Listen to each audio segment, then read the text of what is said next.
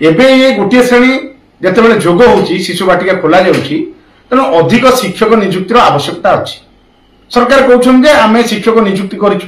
सी शिक्षक नुहति जो 16,000 शिक्षक नियुक्ति कथा कहते शिक्षक नुहति से स्कीमेटिक शिक्षक जहाँ कि पूर्व सरकार विज्ञप्ति प्रकाश करते नोटिफिकेशन करते सरकार नियुक्ति देले तेणु सी शिक्षक पाठ पढ़िया कम नुह तेणु एक शिशु बाटिका खोलिला बेले तेणु तार आवश्यकता होची कौन ना भित्तिभूमि आउ शिक्षक नियुक्ति नक सरकार शिशु बाटिका खोलिले एवं जो गोटे गोटे श्रेणी बढ़िला सरकार नुआ घर श्रेणी गृह तैयारी कले ना। नमस्कार मु ब्रह्मानंद दाहाना प्राथमिक विद्यालय शिक्षक संघर सभापति। सरकार जातीय शिक्षा नीति ओडिशा लागू करछन्ति कौन सी नीति राज्य में प्रणयन कला बेले जेहेतु एक यह हूँ शिक्षा संबंधी तेणु विभिन्न शिक्षक संगठन सहित आलोचना करियार थिला।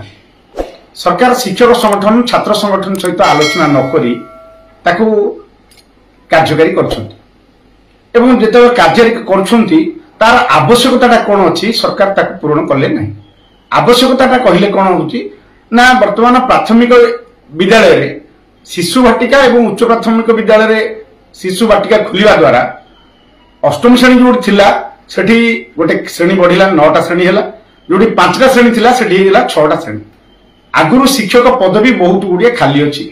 एबे ये गोटे श्रेणी जिते जोग होची शिशु बाटिका खोल जाऊँगी तेणु अधिक शिक्षक नियुक्तिर आवश्यकता अच्छी।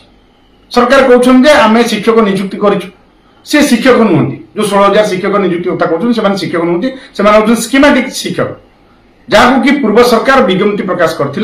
नोटिफिकेशन करते सरकार नियुक्ति देले तेणु सी शिक्षक पाठ पढ़िया कम नुह तेणु एक शिशु बाटिका खोलिला बेले तेणु तार आवश्यकता होची कौन ना भित्तिभूमि आउ शिक्षक नियुक्ति नक सरकार शिशु बाटिका खोलिले एवं जो गोटे गोटे श्रेणी बढ़िला सरकार नुआ घर श्रेणी गृह तैयारी कले ना। आ द्वारा कौन हम ना जो 6टा श्रेणी जो बर्तमान खोलाई गोटे शिशु बाटिका को मिसैकरी तेणु से पिला अधिक हे श्रेणी गृह ना यहाँ पाठ पढ़िया शिक्षादान दबार ब्याघ सृष्टि कर अपर पक्ष शिक्षक जेहेतु जी पदवी रहा कथा से शिक्षक ना नुआ श्रेणी गोटे खोलाई तेणु